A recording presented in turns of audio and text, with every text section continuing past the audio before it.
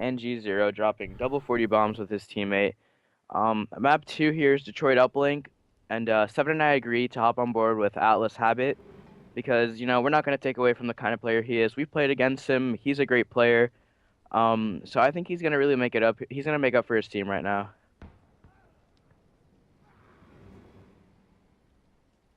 Okay, well, they're apparently switching sides to what they told me.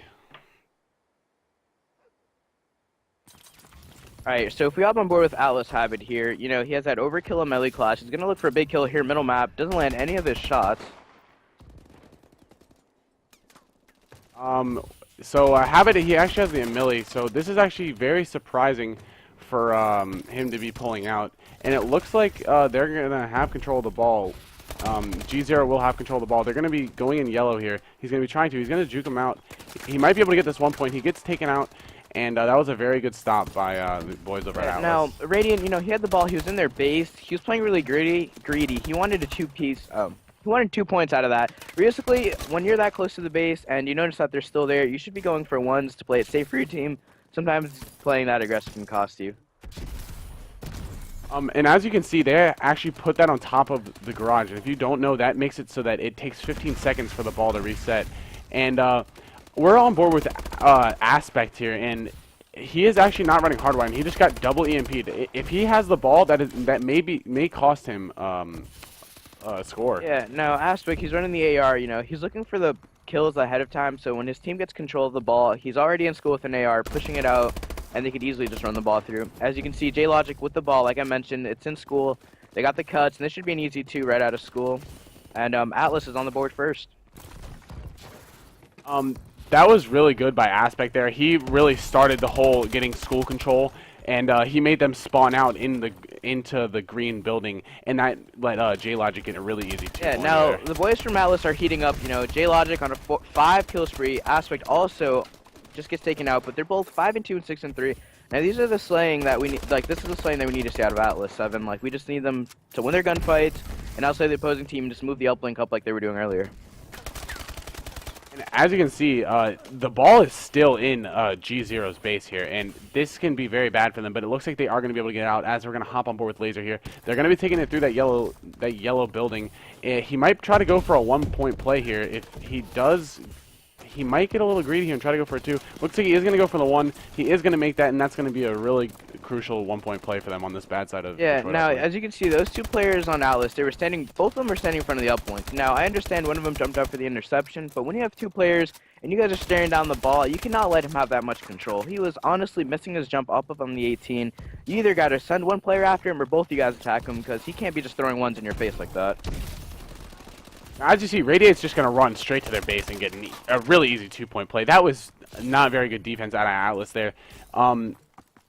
The people over at GZero did a really good job of slaying out for their ball carrier and getting that 2 point. Yeah, as you can see now, the EMPs are being pulled out. That's a really crucial thing to use in uplink because it honestly stops the bomb carrier from jumping. As you can see, the ball carrier was stuck in the middle of the map for approximately 15 seconds. Yeah, so Atlas, they try to get into the base a few times. They keep getting shut down by trying to get these 2 point plays. If they just try to go for a 1 point play, they would have a lot more points. Yeah, let's take a look at the killing department on Atlas. As you can see, Twinted is 9 and 7, Aspect 10 and 5, the primary slayer right now. J-Logic 8 and 7 on a 2 kill spree, and Habit once again 4 and 8. That's a .50 KD, and he still hasn't picked it up, but I still have hope in him. I feel like he just needs to slow it down, maybe switch up the gun he's using, and get on a hot streak here for his boys. Yeah, as you can see, the boys over at GZero keep just throwing it up in that 15-second.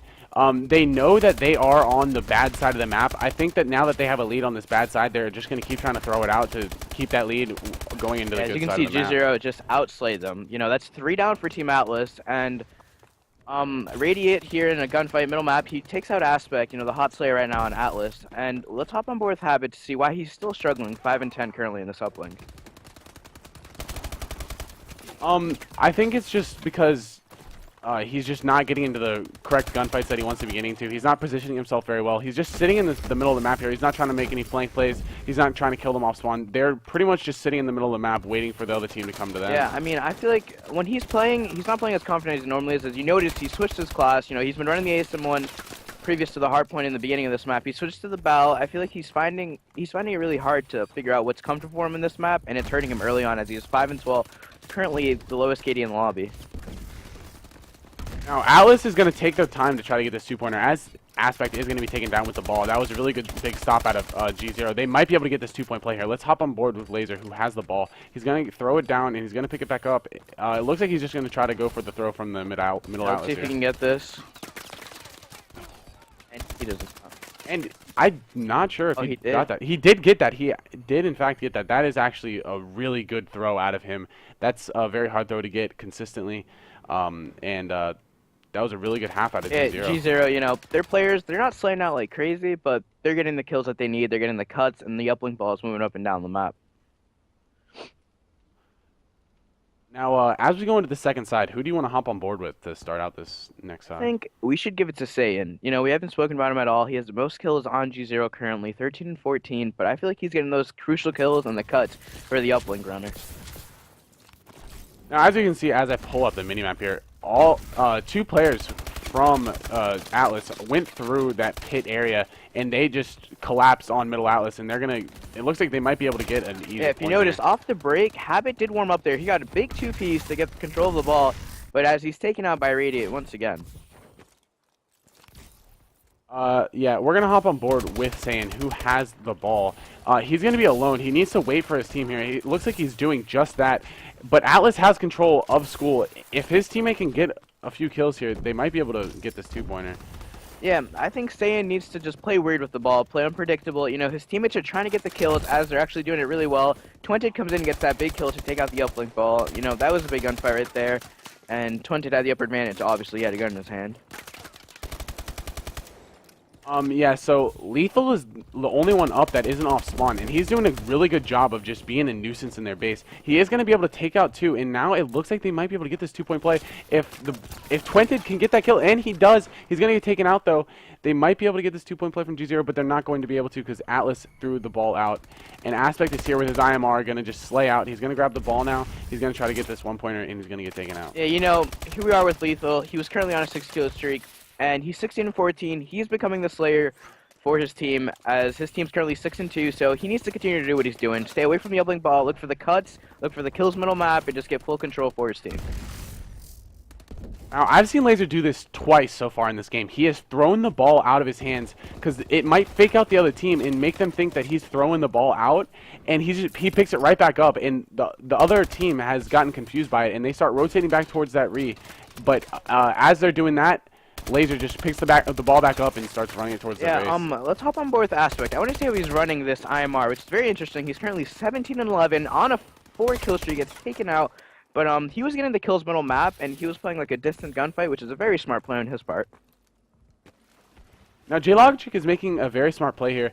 They know that he is the last one up, and he's just going to make his flank play. He's going to be able to take out one, and he let his teammates have time to spawn up and be able to get back to that uplink, and that was a really good play. Yeah, if we take a look at the scoreboard, you know, comparing these KDs, you have Lethal 20 and 15, 3-kill streak, and then his teammates staying 18 and 20. You know, they're getting those big kills. Radiant not far behind with 16.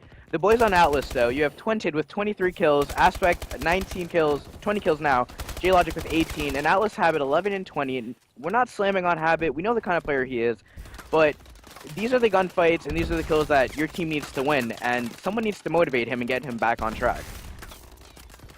Now, I mean, they just tried to go for two-point plays in a row, and they got shut down both times. Now, both of those players that had the ball, one of them was Habit. If he just tried to go for the one-point play, it would have been a 2-possession game instead of a 3-possession game. But it does look like Saiyan is going to be able to take out that player, and he's going to be able to throw the ball out. Oh, he's actually going to miss.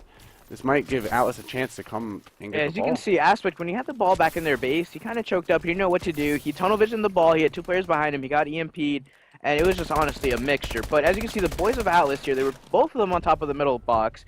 And Habit's taking out middle map, you know. It's just poor communication. There should be no reason why your teammates are right next to each other on top of the hill. You know, you guys need to communicate better and know how to use your radars. Yeah, so let's hop on board with Radiate, the ball carrier. He's going to have one player in front of him to be able to take out, and it looks like his teammate's going to be able to clean up that kill. If he can just go to the school window, he might be able to get an easy one-point play. Yeah, I think that's what he's going to go for. Yeah, he got it. That was a smart play on his part. So now, 7, the boys from GZero up 7-2 with a minute left. If you're Atlas, how are you turning up and how are you winning this game with under a minute left on the board? Well, at this point, they have to go for 2-point plays, and the reason that they're being beaten by GZero, I mean, you see they go 4 dead again, is that GZero is just slaying them out and going for those 1-point plays when needed.